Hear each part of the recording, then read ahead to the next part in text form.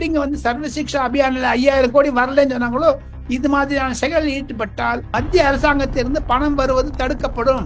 Communist கட்சிகளுடைய பேச்சையோ காங்கிரஸ் பேச்சையோ மு.க. ஸ்டாலின் கேட்க கூடாது. கேட்டால் விபரீதமாக முடியும். மு.க. ஸ்டாலினுக்கும் திமுகவுக்கும் காங்கிரஸுக்கும் சிபிஎம் கட்சிக்கு தான் அரசியல் தெரியுமா?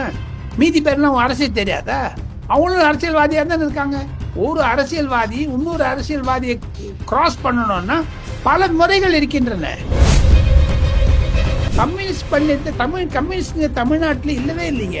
திமுகனால இருக்குங்க. வட மாநிலங்களில் கம்யூனிஸ்ட் செத்து போச்சுங்க. காங்கிரஸுக்கு அடுத்ததாக என்னமோ ஒரு எம்ஏ பேபிங்கிற வச்சுட்டு ஒரு ஜெனரல் செக்ரட்டரி வந்திருக்காங்களே தவிர கேரளாவில் ஒன்று இருக்குது. 2026 பிறகு அந்த கேரளாலும் போடும். கடைசியில் ஜேஎன்யூல ஒரு டீ கடை பெஞ்சில் இருக்குதான் வர முடியும். இப்ப இந்த டாஸ்மாக் ஜட்ஜ்மெண்ட் வந்தோடனே அது முதல் குடும்பத்தில் இருக்கக்கூடிய முக்கிய புள்ளி பாய்ந்தாலும் பாயலாம் என்ற ஒரு அச்சம் இருக்கிறது. இனிமேல ஸ்டோரி மாறிடுங்க, பார்த்துட்டே இருங்க. இப்ப இந்த மாதிரி ஒரு திமுகவுடைய அட்டகாசம் இருக்குது பாருங்க. இப்ப கம்யூனிஸ்ட் கட்சியுடைய அட்டகாசம் அதெல்லாம் இப்ப எடப்பாடி பழனிசாமியும் அமித்ஷாவும் நயினா நாகேந்திரனும் கண்டுபிடிச்சிருவாங்க. மே மாதம் இறுதிக்குள் தமிழகத்தில் இருந்தும் மற்றும் பல தென்னிந்திய மாவட்டங்களில் இருந்தும் பயிற்சி பெற்ற ராணுவ வீரர்கள் கண்டிப்பாக நரேந்திர மோடியினுடைய ஆசிகளுடன் ஒரு மாபெரும் தாக்குதல்கள்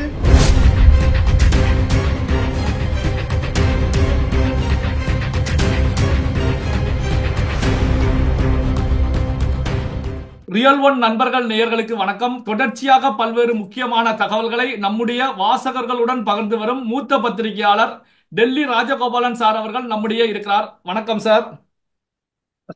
நமஸ்காரம். ஆளுநர் அவர்களை பொறுத்த வரைக்கும் துணைவேந்தர் மாநாடு ஏப்ரல் 25, 26ஆம் தேதிக்கு அதற்கான வேலைகள்ல தீவிரமாக ஈடுபட்டு இருக்காங்க. இதற்கு துணை குடியரசுத் தலைவர் ஜெகதீப் தங்கர் அவர்களும் சிறப்பு விருந்தினராக கலந்துக்க இருக்காங்க.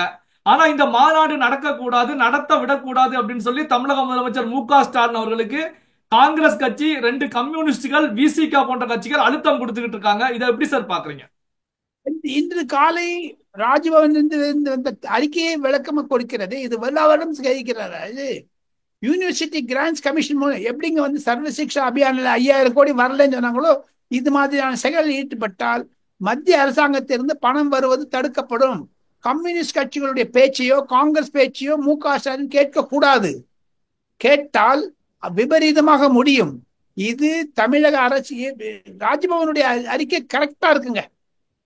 நான் தமிழிலே படித்தேன், ஆங்கிலத்திலும் படித்தேன், ட்விட்டரில் இருக்கிறது அந்த அறிக்கை.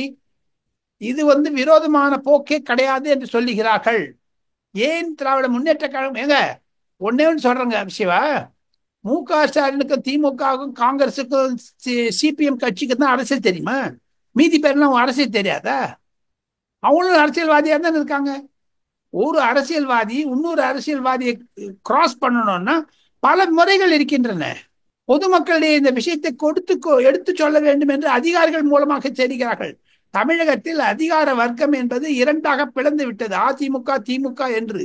அதை கண்டிப்பாக மு.க. ஸ்டாலின் மேற்பார்வையிட வேண்டும். இல்லை என்றால் ஆளுநர்களிடம் வட இந்திய ஐஏஎஸ் அதிகாரிகள் IPS அதிகாரிகள் புகார் சொல்லுகிறார்கள். அது எனக்கே நன்றாக தெரியும். அதனுடைய ரீதியில் தான் ஆளுநர் அப்படி செயல்படுகிறார் என்று சொல்லி நாளை மறுநாள் நான் வேறொரு விவாதத்தில் கண்டிப்பாக பல ரகசியங்களை சொல்ல ஆசைப்படுகிறேன். இப்போ இந்த 25ஆம் தேதி ஆளுநர் மாநாடு நடக்க இருக்கக்கூடிய சூழ்நிலையில இந்த ஆளுநர் மாநாடு நடக்கக்கூடிய தேதியிலேயே மார்க்சிஸ்ட் கம்யூனிஸ்ட் கட்சியை பொறுத்த வரைக்கும் முற்றுகை போராட்டம் நடத்த போவதாக அனௌன்ஸ் பண்ணிருக்காங்க. அதனுடைய மாநில செயலாளர் சண்முகம் அனௌன்ஸ் பண்ணிருக்காங்க. இதை எப்படி சார் பார்ப்பது? அது 15 கோடி வடிக்கமே வரது திமுக ஃபண்ட்ல இருந்து வரதுனால அதுக்கு ஒரு நன்றி கடன் செய்வதாகத்தான் தேங்க்ஸ் கிவிங் என்று சொல்ல முடியும். கம்யூனிஸ்ட் பண்ணிட்டு கம்யூனிஸ்ட் தமிழ்நாட்டில் இல்லவே இல்லைங்க. திமுகனால இருக்குங்க. வட மாநிலங்களில் கம்யூனிஸ்ட் செத்து போச்சுங்க. காங்கிரஸுக்கு அடுத்ததாக என்னமோ ஒரு எம்ஏ பேபிங்கிற வச்சுட்டு ஒரு ஜெனரல் செக்ரட்டரி வந்திருக்காங்களே தவிர கேரளாவில் ஒன்று இருக்குது. 2026 பிறகு அந்த கேரளாலும் போடும். கடைசியில் ஜேஎன்யூல ஒரு டீ கடை பெஞ்சில் இருக்குதான் வர முடியும். தமிழக தொலைக்காட்சிகளிலும் தமிழக ஊடகங்களிலும் தான் கம்யூனிஸ்ட் மார்க்சிஸ்ட் இருக்கிறதை தவிர அதனுடைய சித்தாந்தம் செத்து மடிந்து விட்டது.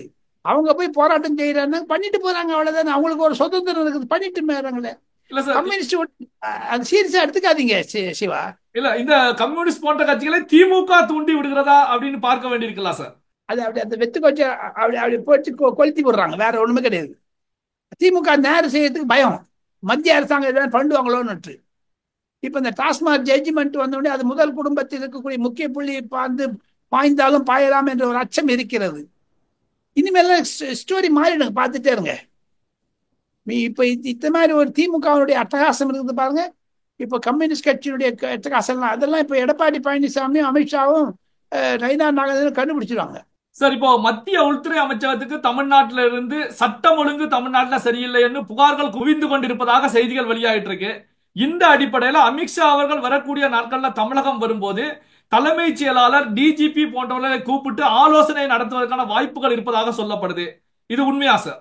கண்டிப்பா, கண்டிப்பாக. தலைமைச் செயலாளர் தான் மத்திய உள்துறை செயலாளர் மீண்டும் மீண்டும் சொல்லுகிறார்கள், தமிழகத்தில் சட்டம் ஒன்று சரியில்லை என்று. அதைத்தான் ஆளுநரும் குறிப்பிடுகிறார்.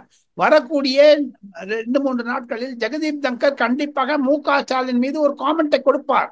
அவர்கள் பத்திரிகையாளரை சந்தித்தாலோ அல்லது துணைவேந்தர் மாநாட்டில் பேசினாலோ மு.க.ஸ்டாலினுடைய அரசாங்கத்திற்கு ஒரு குட்டு விழும் என்பதுதான் எனக்கு கிடைக்கக்கூடிய செய்தி. சிவா சார், அப்படி அமித்ஷா அவர்கள் தலைமைச் செயலாளர் டிஜிபியை கூப்பிட்டு பேசுறதுக்கு அழைப்பு விடுத்தால், இப்போ வெஸ்ட் பெங்கால்ல இது போன்ற ஒரு நிலை வரும்போது தலைமைச் செயலாளர் டிஜிபி கலந்துக்க கூடாது அப்படின்னு சொல்லி வெஸ்ட் பெங்கால் சிஎம் மம்தா பானர்ஜி உத்தரவு போட்டாங்க.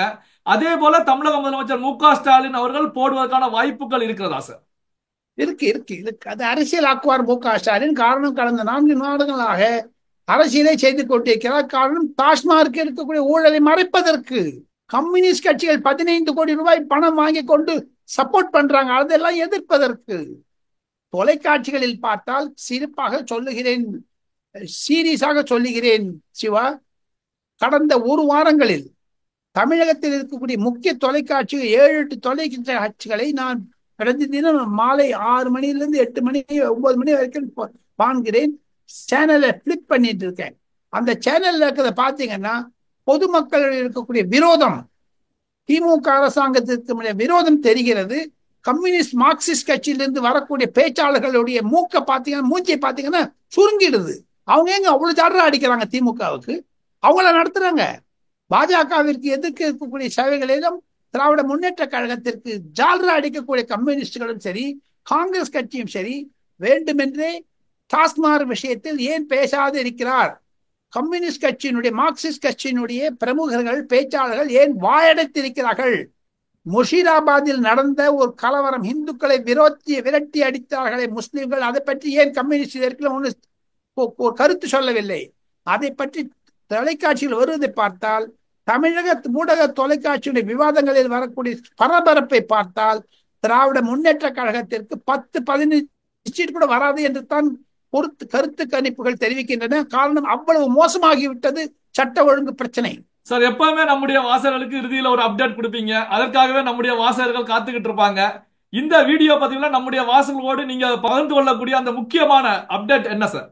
அது அகில இந்திய பாதுகாப்பை பற்றி நான் சொல்ல ஆசைப்படுகிறேன். இன்று காலை நான் கேள்விப்பட்டது ஒரு சிறப்பு செய்தி. என்ன என்று கேட்டால், மே மாதம் இறுதிக்குள் தமிழகத்தில் இருந்தும் மற்றும் பல தென்னிந்திய மாவட்டங்களிலிருந்தும் பயிற்சி பெற்ற இராணுவ வீரர்கள் கண்டிப்பாக நரேந்திர மோடியினுடைய ஆசிகளுடன் ஒரு மாபெரும் தாக்குதல்கள் இந்தியா பாகிஸ்தான் மீது செய்ய இருக்கிறது. அதன் மூலமாக இந்தியா ஒரு கோழை நாடு அல்ல என்பதை காண்பிக்க இருக்கிறார் நரேந்திர மோடி. அதற்கு உறுதுணையாக தமிழக அரசாங்கமும் காங்கிரஸ் கட்சியும் இருக்குமா என்பது சந்தேகம். இருப்பினும் Narendra Modi wait and watch என்று பார்த்து கொண்டிருக்கிறார். ஒரு நாள் டடால் அடிக்க போறார், பார்த்துட்டே இருங்க சிவா. அதுதான் சிறப்பு செய்தி. மத்திய அரசாங்கத்துடைய தடபுடல் நடவடிக்கை, இந்த புல்வாமா அட்டாக்கு பிறகு மத்திய அரசாங்கம் தீவிரமாக செயல்படுகிறது. அதற்கு நிதானத்துடன் செயல்படுவார் நரேந்திர மோடி. பல்வேறு முக்கியமான தகவல்களை நம்முடைய ரியல் ஒன் வாசகர்களுடன் பகிர்ந்து கொண்டதற்கு நன்றி சார். தேங்க்யூ, நன்றி.